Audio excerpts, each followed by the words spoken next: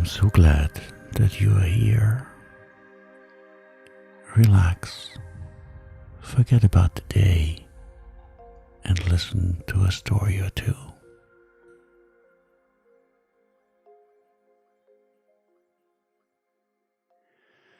The Buckwheat by Hans Christian Andersen. Very often, after a violent thunderstorm, a field of buckwheat appears blackened and singed, as if a flame of fire had passed over it. The country people say that this appearance is caused by lightning, but I will tell you what the sparrow says, and the sparrow heard it from an old willow tree, which grew near a field of buckwheat, and is there still. It is a large, venerable tree, though a little crippled by age. The trunk has been split, and out of the crevice grass and brambles grow. The tree bends forward slightly, and the branches hang quite down to the ground, just like green hair. Corn grows in the surrounding fields, not only rye and barley, but oats, pretty oats that, when ripe, look like a number of little golden canary birds sitting on a bough. The corn has a smiling look, and the heaviest and richest ears bend their heads low as if in pious humility. Once there was also a field of buckwheat, and this field was exactly opposite to the old willow tree. The buckwheat did not bend like the other grain, but erected its head proudly and stiffly on the stem. "I am as valuable as any other corn," said he, "and I am much handsomer. My flowers are as beautiful as the blossom of the apple blossom, and it is a pleasure to look at us. Do you know of anything prettier than we are, you old willow tree?" And the willow tree nodded his head, as if he would say, "Indeed, I do." But the buckwheat spread itself out with pride and said, "Stupid tree, he is so old that grass grows out of his body." There arose a very terrible storm.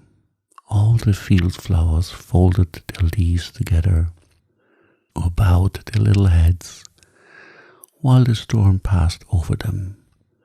But the buckwheat stood erect in its pride. "Bend your head as we do," said the flowers.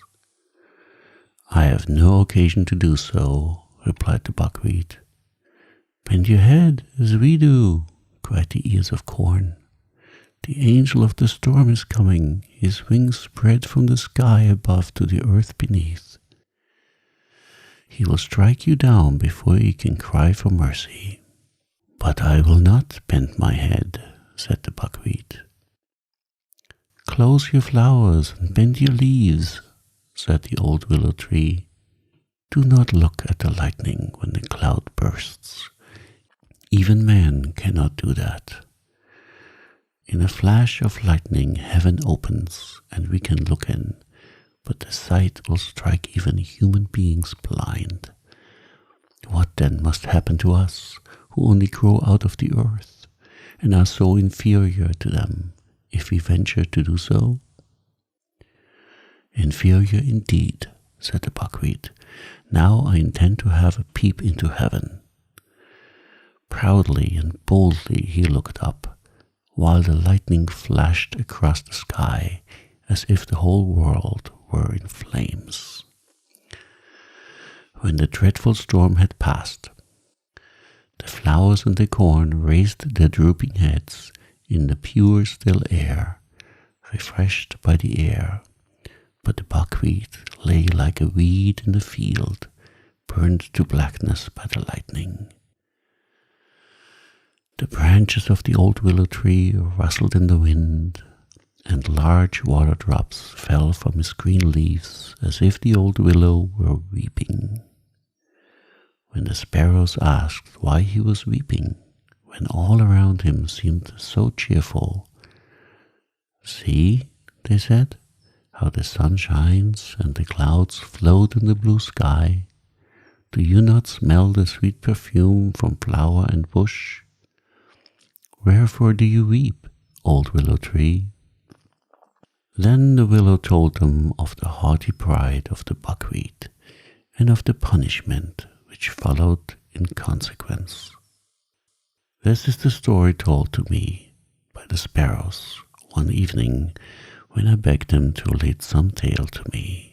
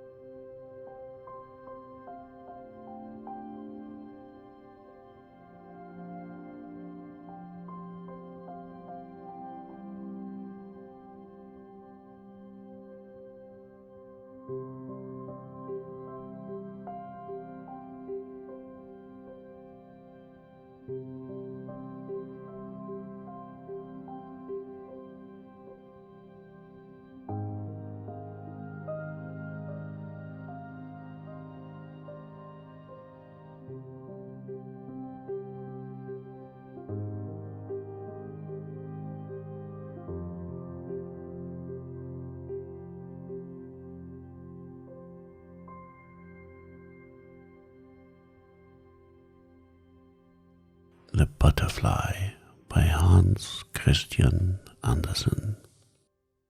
There was once a butterfly who wished for a bride, and, as may be supposed, he wanted to choose a very pretty one from among the flowers.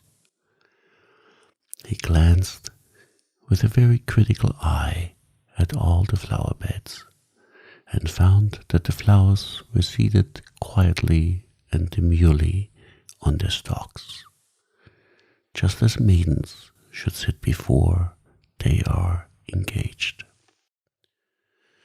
But there was a great number of them, and it appeared as if his search would become very wearisome.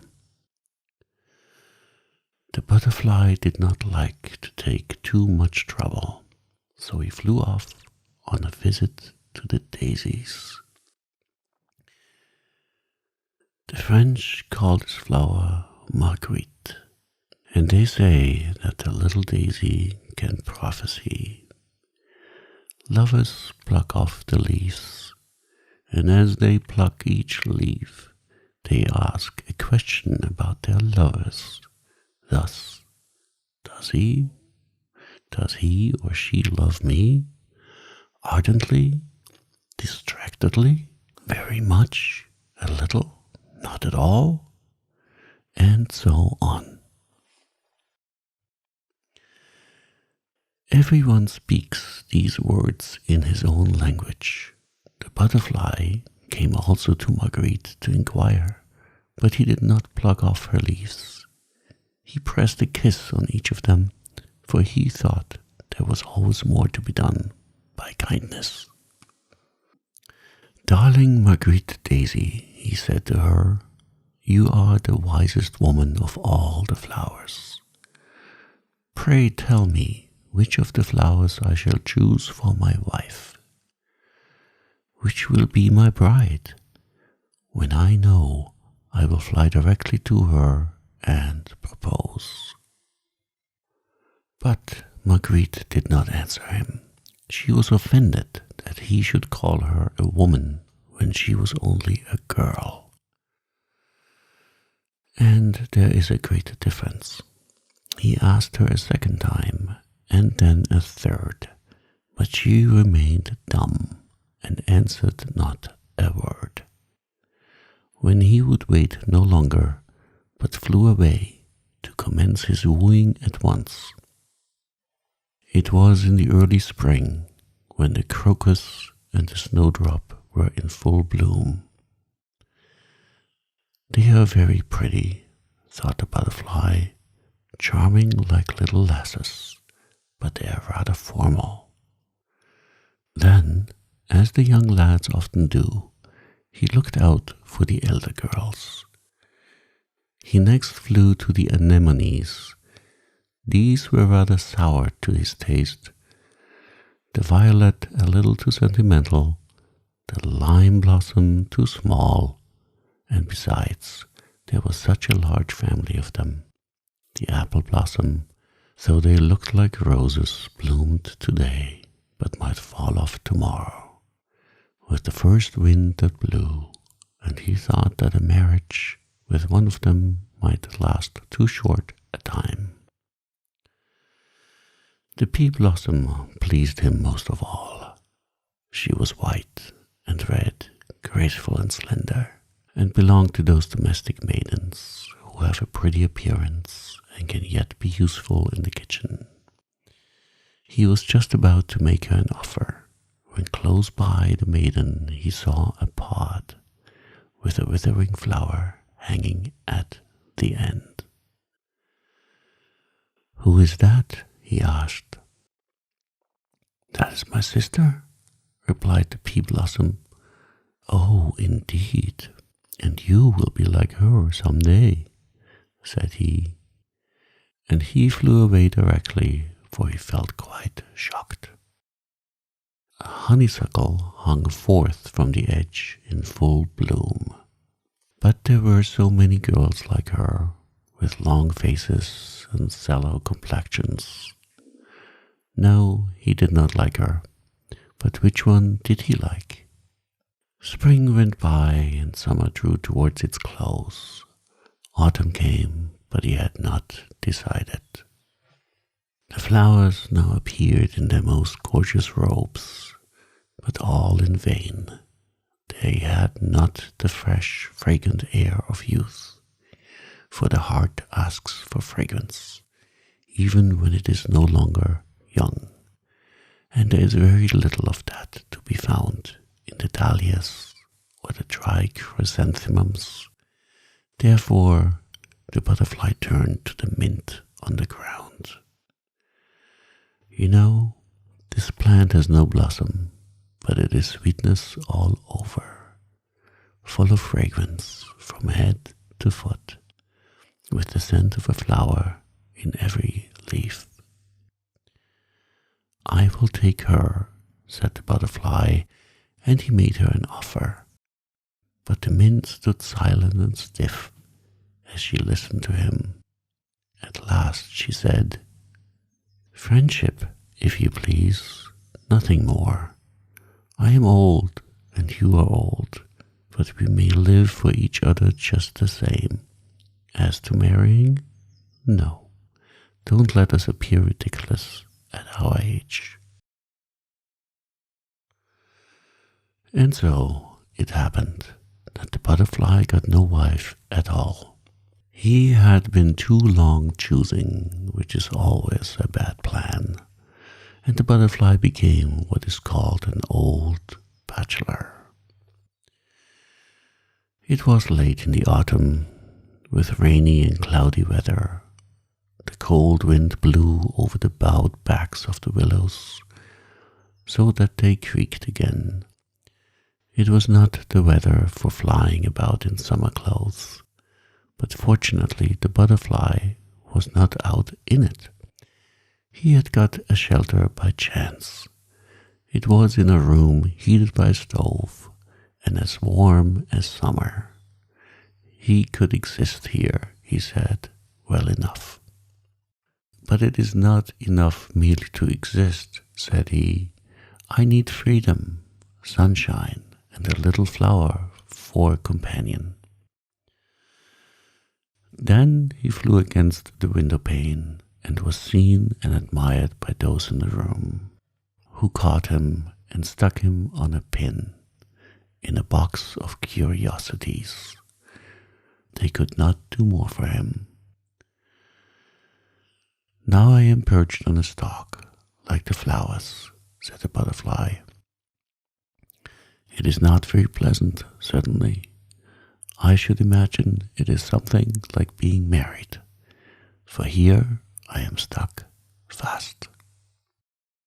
And with this thought he consoled himself a little. That seems very poor consolation, said one of the plants in the room that grew in a pot. Ah, thought the butterfly, one can't very well trust these plants in pots. They have too much to do with mankind.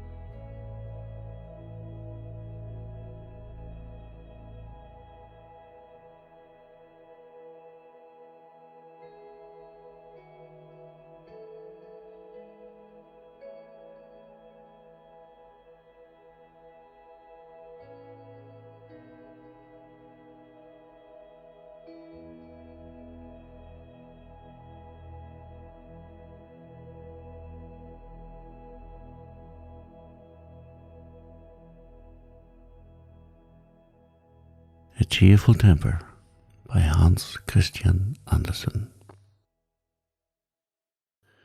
From my father I received the best inheritance, namely a good temper. And who was my father? That has nothing to do with the good temper, but I will say he was lively, good-looking, round and fat. He was both in appearance and character a complete contradiction to his profession. And pray, what was his profession and his standing in respectable society? Well, perhaps, if in the beginning of a book these were written and printed, many, when they read it, would lay the book down and say, "It seems to me a very miserable title. I don't like things of this sort." And yet, my father was not a skin dresser nor an executioner.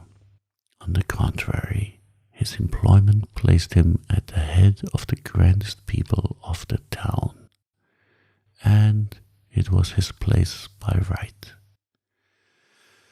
He had to precede the bishop, and even the princes of the blood. He always went first. He was a hearse driver.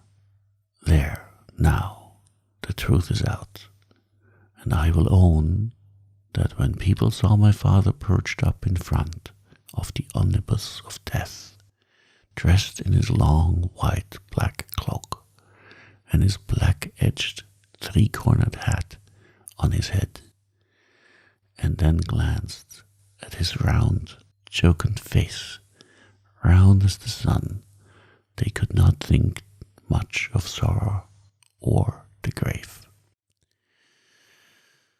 That face said, "It is nothing, it will all end better than people think."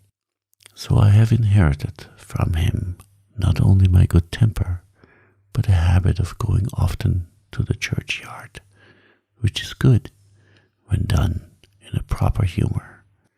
And then also I take in the Intelligencer just as he used to do. I am not very young. I have neither wife nor children, nor a library, but, as I said, I read the Intelligencer, which is enough for me. It is to me a delightful paper, and so it was to my father. It is of great use, for it contains all that a man requires to know.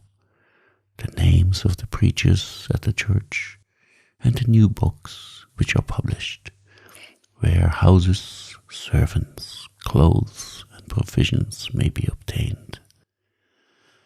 And then, what a number of subscriptions to charities, and what innocent verses.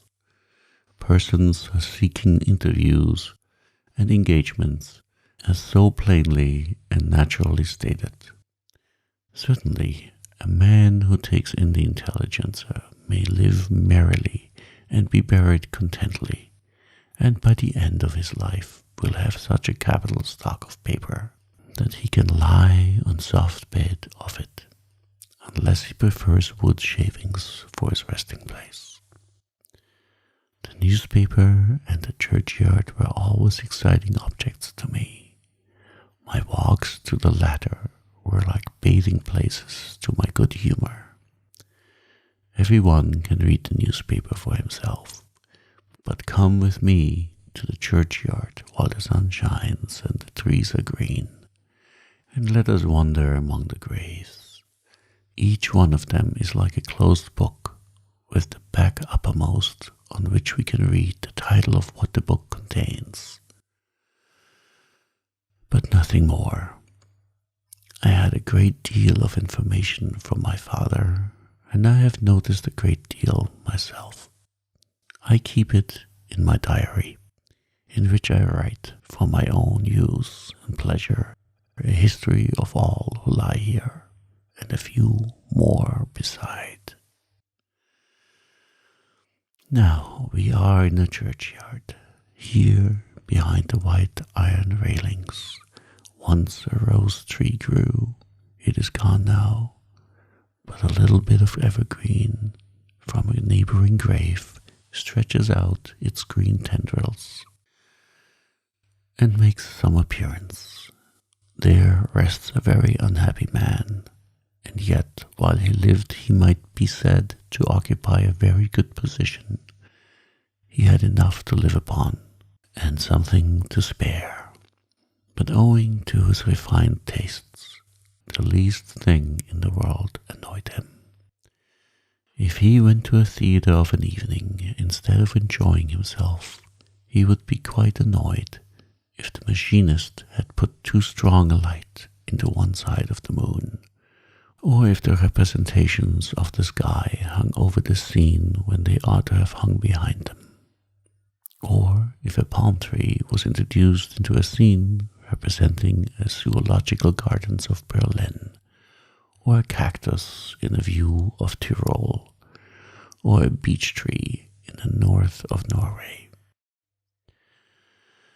As if these things were of any consequence.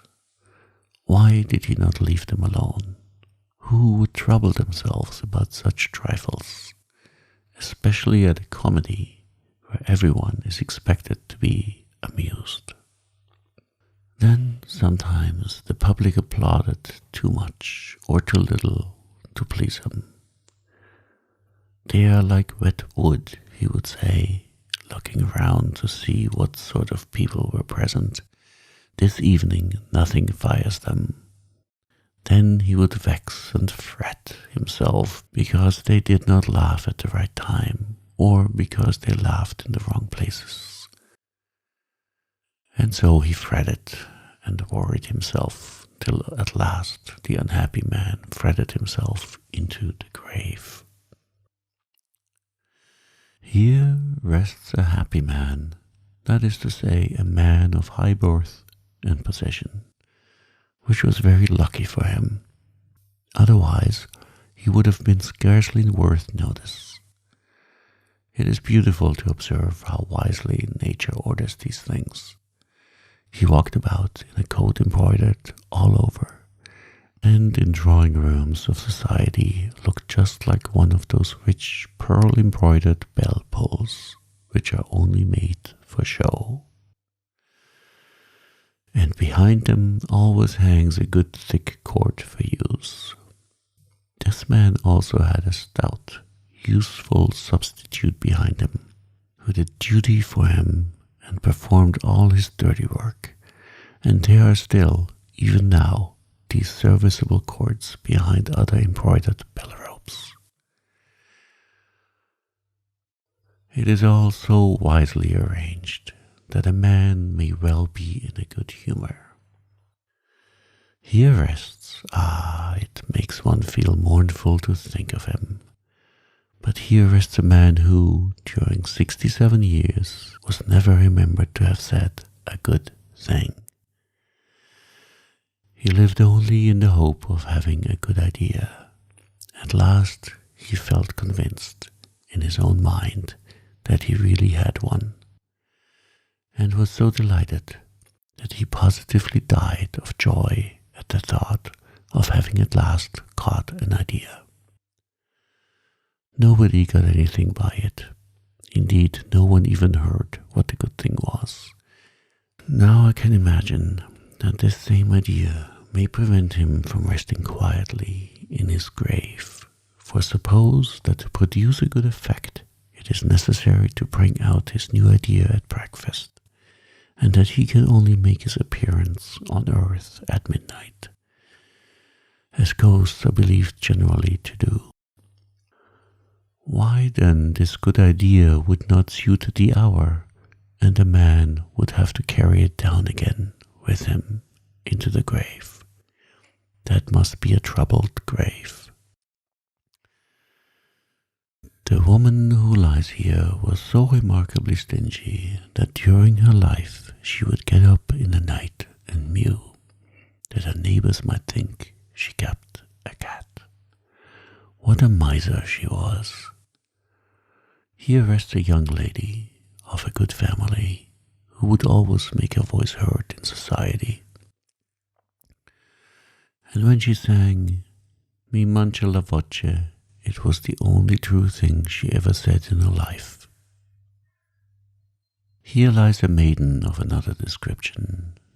She was engaged to be married, but her story is one of everyday life. We will leave her to rest in the grave. Here rests a widow who, with music in her tongue, carried gall in her heart. She used to go around among the families near and search out their faults, upon which she preyed with all the envy and malice of her nature.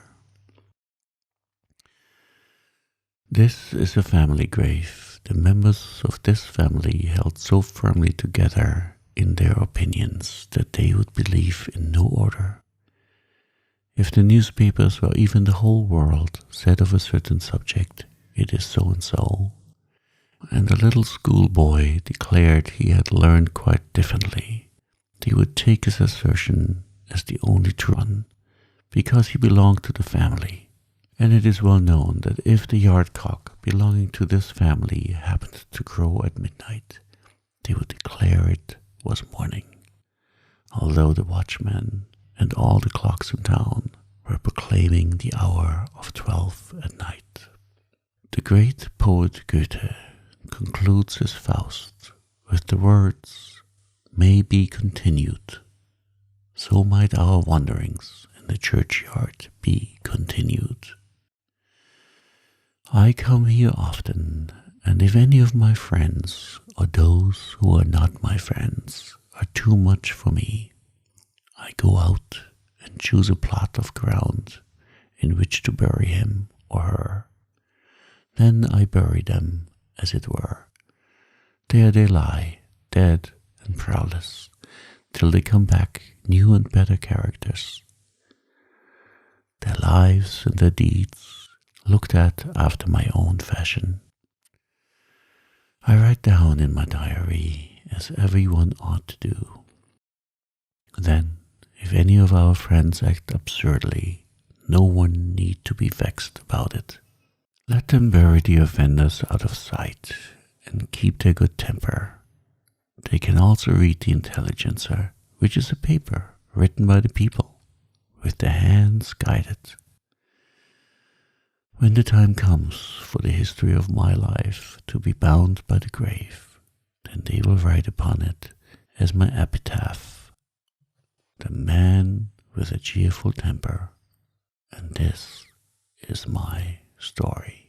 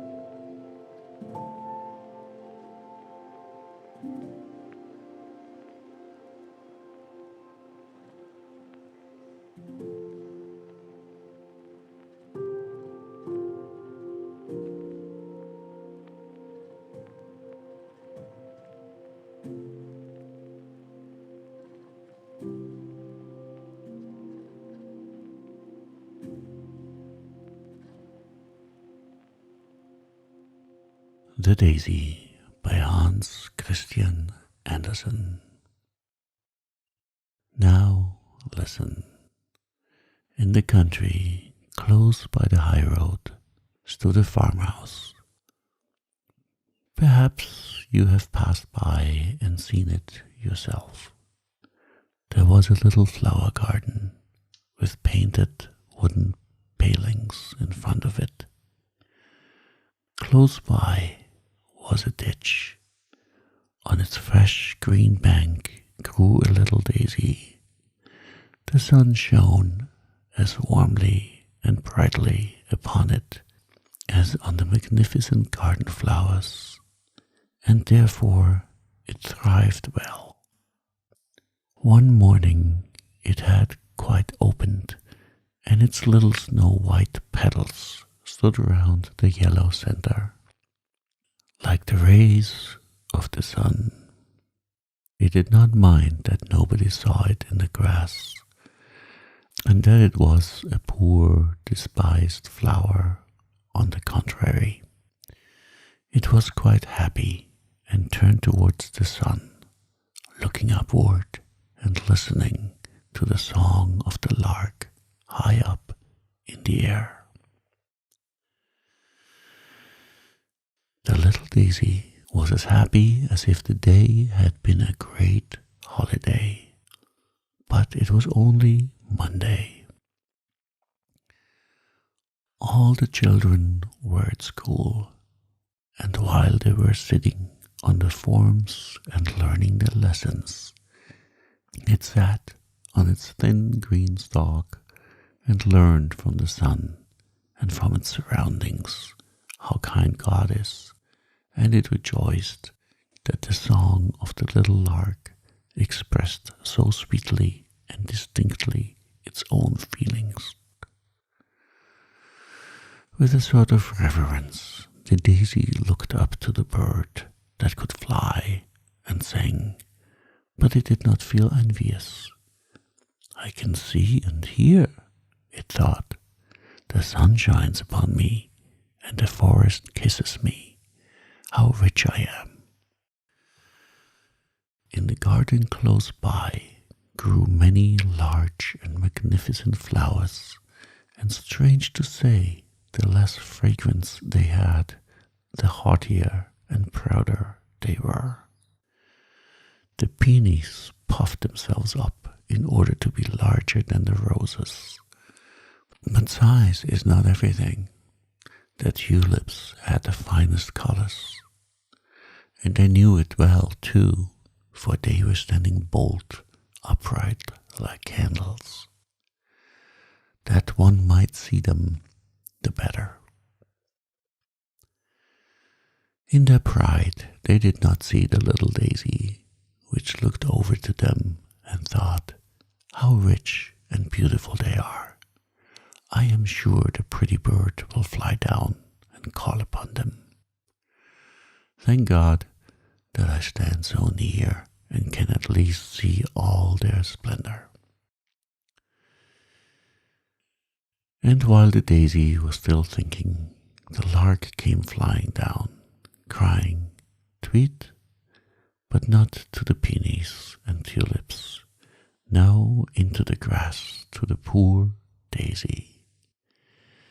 Its joy was so great that it did not know what to think. The little bird hopped round it and sang, how beautifully soft the grass is, and what a lovely little flower with its golden heart and silver dress is growing here. The yellow center in the daisy did indeed look like gold, while the little petals shone as brightly as silver. How happy the daisy was, no one has the least idea. The bird kissed it with its beak, sang to it, and then rose again up to the blue sky. It was certainly more than a quarter of an hour before the daisy recovered its senses. Half ashamed, yet glad at heart, it looked over to the other flower in the garden. Surely they had witnessed its pleasure and the honor that had been done to it. They understood its joy, but the tulips stood more stiffly than ever. Their faces were pointed and red because they were vexed. The peonies were sulky. It was well that they could not speak, otherwise they would have given the daisy a good lecture. The little flower could very well see that they were ill at ease, and pitied them sincerely. Shortly after this, a girl came into the garden with a large, sharp knife. She went to the tulips and began cutting them off, one after another. Ah, sighed the daisy, that is terrible. Now they are done for. The girl carried the tulips away. The daisy was glad that it was outside and only a small flower. It felt very grateful. At sunset, it folded its petals and fell asleep and dreamt all night of the sun and the little bird. On the following morning, when the flower once more stretched forth its tender petals like little arms towards the air and light, the daisy recognized the bird's voice, but what it sang sounded so sad. Indeed, the poor bird had good reason to be sad, for it had been caught and put into a cage close by the open window. It sang of the happy days when it could merrily fly about, of fresh green corn in the fields, and of the time when it could soar almost up to the clouds. The poor lark was most unhappy as a prisoner in a cage. The little daisy would have liked so much to help it, but what could be done? Indeed, that was very difficult for such a small flower to find out. It entirely forgot how beautiful everything around it was, how warmly the sun was shining, and how splendidly white its own petals were. It could only think of the poor captive bird, for which it could do nothing. Then 2 little boys came out of the garden. One of them had a large, sharp knife, like that with which the girl had cut the tulips. They came straight towards the little daisy, which could not understand what they wanted. "Here is a fine piece of turf for the lark," said one of the boys, and began to cut out a square round the daisy, so that it remained in the center of the grass.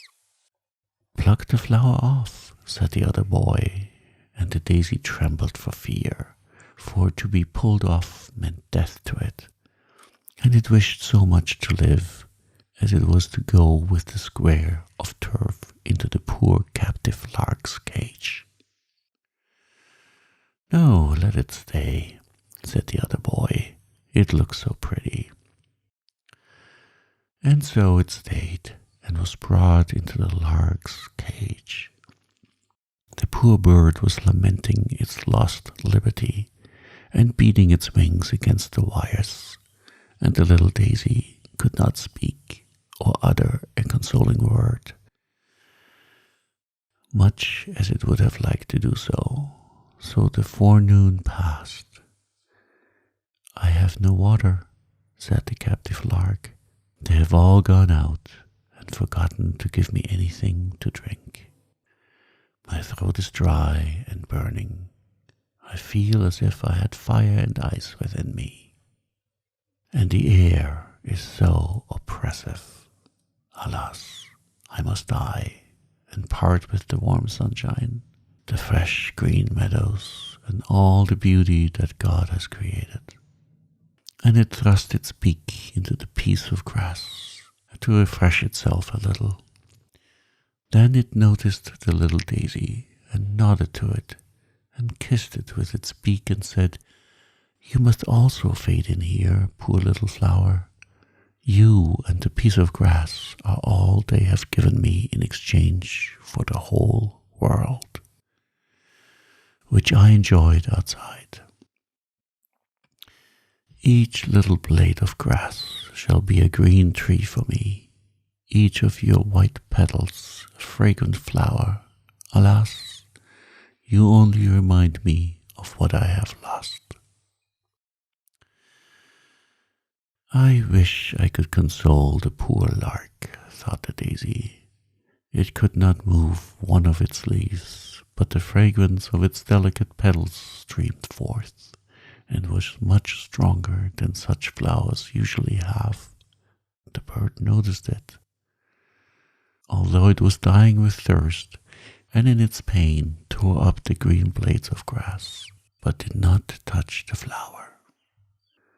The evening came, and nobody appeared to bring the poor bird a drop of water.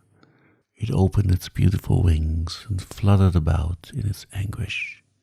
A faint and mournful tweet, tweet was all it could utter. Then it bent its little head towards the flower, and its heart broke for wanting and longing. The flower could not, as on the previous evening, fold up its petals and sleep. It dropped sorrowfully. The boys only came the next morning. When they saw the dead bird, they began to cry bitterly, dug a nice grave for it, and adorned it with flowers. The bird's body was placed in a pretty red box. They wished to bury it with royal honors. While it was alive and sang, they forgot it, and let it suffer want in the cage. Now they cried over it, and covered it with flowers. The piece of turf with the little daisy in it was thrown out on the dusty highway. Nobody thought of the flower which had felt so much for the bird, and had so great desired to comfort it.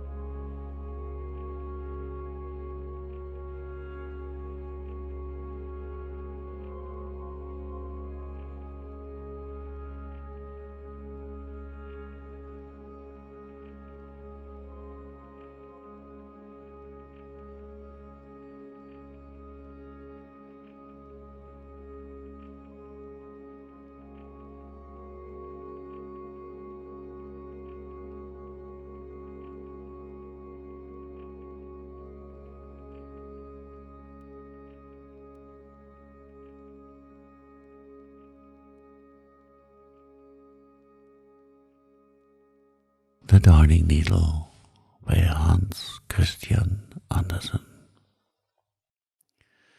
There was once a darning needle who thought herself so fine that she fancied she must be fit for embroidery. "Hold me tight," she would say to the fingers when they took her up. "Don't let me fall.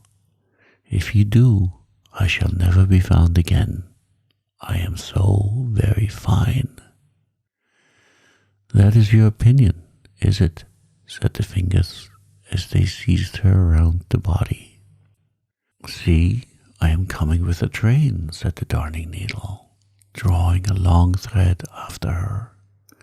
But there was no knot in the thread. The fingers then placed the point of the needle against the cook's slipper. There was a crack in the upper leather, which had to be sewn together. "What coarse work," said the darning needle. "I shall never get through. I shall break. I am breaking." And sure enough, she broke. "Did I not say so?" said the darning needle. "I know I am too fine for such work as that." "This needle is quite useless for sewing now," said the fingers, but they still held it fast, and the cook dropped some sealing wax on the needle and fastened her handkerchief with it in front. "So now I am a breastpin," said the darning needle. "I knew very well I should come to honor some day. Merit is sure to rise." And she laughed, quietly to herself, for of course no one ever saw a darning needle laugh. And there she sat, as proudly as if she were in a stagecoach, and looked all around her. "May I be allowed to ask if you are made of gold?" she inquired of her neighbor, a pin. "You have a very pretty appearance and a curious head, although you are rather small. You must take pains to grow, for it is not everyone who has sealing wax dropped upon him." And as she spoke, the darning needle drew herself up so proudly that she fell out of the handkerchief right into the sink, which the cook was cleaning. "Now I am going on a journey," said the needle, as she floated away with the dirty water. "I do hope I shall not be lost." But she really was lost in a gutter. "I am too fine for this world," said the darning needle, as she lay in the gutter. "But I know who I am, and that is always some comfort." So the darning needle kept up her proud behavior and did not lose her good humor. Then there floated over her all sorts of things, chips and straws and pieces of old newspaper.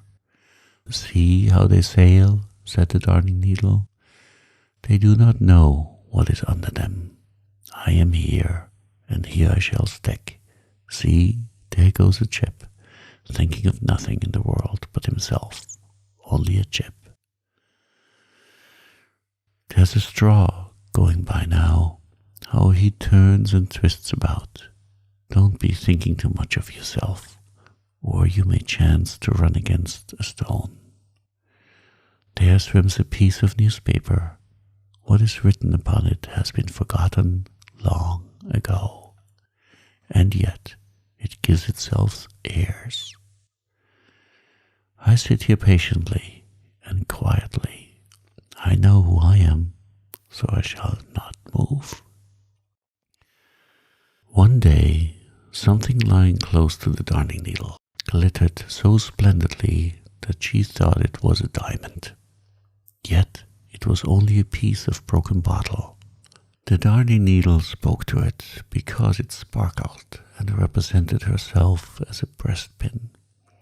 "I suppose you are really a diamond," she said. "Why, yes, something of the kind," he replied. And so each believed the other to be very valuable. And then they began to talk about the world and the conceited people in it. I have been in a lady's workbox, said the Darning Needle, and this lady was the cook. She had on each hand 5 fingers, and anything so conceited as these 5 fingers I have never seen. And yet they were only employed to take me out of the box and to put me back in. Were they not high-born? High-born, said the Darning Needle. No, indeed, but so haughty. They were 5 brothers, all born fingers. They kept very proudly together, though they were of different lengths. The one who stood first in the rank was named the Thumb, and he was short and thick, and had only 1 joint in his back, and could therefore make but 1 bow. But he said that if he were cut off from a man's hand, that man would be unfit for a soldier. Sweet Tooth, his neighbor, dipped himself into sweet and sour, pointed to the sun and moon, and formed the letters when the fingers wrote. Long Man, the middle finger, looked over the heads of all the others. Gold Band, the next finger, wore a golden circle around his waist. And Little Playman did nothing at all, and seemed proud of it. They were boasters, and boasters they will remain, and therefore I left them. And now we sit here and glitter, said the piece of broken bottle. At the same moment, more water streamed into the gutter, so that it overflowed, and the piece of bottle was carried away. So he is promoted, said the Darning Needle. While I remain here, I am too fine, but that is my pride, and what do I care? And so she sat there in her pride, and had many such thoughts as these. I could almost fancy that I came from a sunbeam, I am so fine. It seems as if the sunbeams were always looking for me under the water. Ah, I am so fine that even my mother cannot find me. Had I still my old eye, which was broken off, I believe I should weep. But no, I would not do that. It is not genteel to cry. One day a couple of street boys were paddling in the gutter, for they sometimes found old nails, farthings, and other treasures. It was dirty work, but they took great pleasure in it.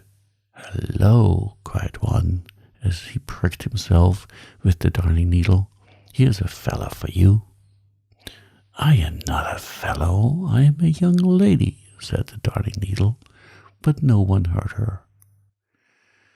The sealing wax had come off, and she was quite black, but black makes a person look slender, so she thought herself even finer than before. "Here comes an eggshell sailing along," said one of the boys, so they stuck the Darning Needle into the eggshell. "White walls, and I am black myself," said the Darning Needle. "That looks well. Now I can be seen, but I hope I shall not be seasick, or I shall break again." She was not seasick, and she did not break. It is a good thing against seasickness to have a steel stomach, and not to forget one's own importance. Now my seasickness has passed. Delicate people can bear a great deal. Crack went the eggshell as a wagon passed over it. "Good heavens, how it crushes," said the Darning Needle. "I shall be sick now. I am breaking." But she did not break, so the wagon went over her as she lay at full length, and there let her lie.